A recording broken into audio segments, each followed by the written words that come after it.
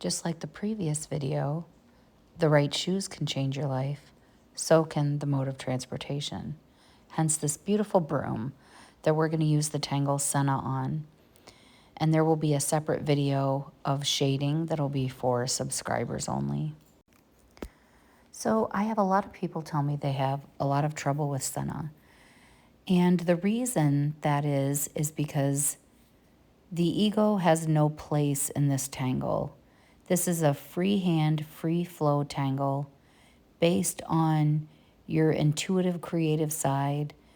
And the ego tries to take a part in that because the ego is looking for the perfect line, the perfect circle, which is why we call circles orbs in tangling.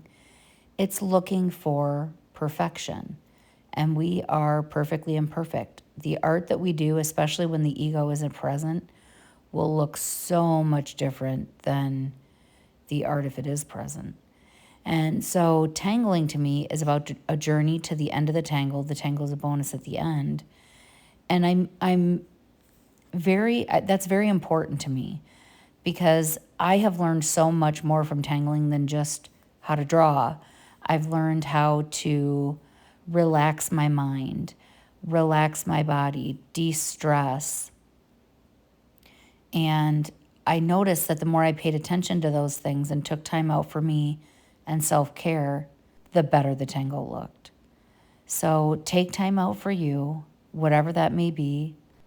And remember, it's any pen, any paper, any pencil. It's not about what you're using. It's about the fact that you're taking time out for you to really enjoy and relax. Have fun.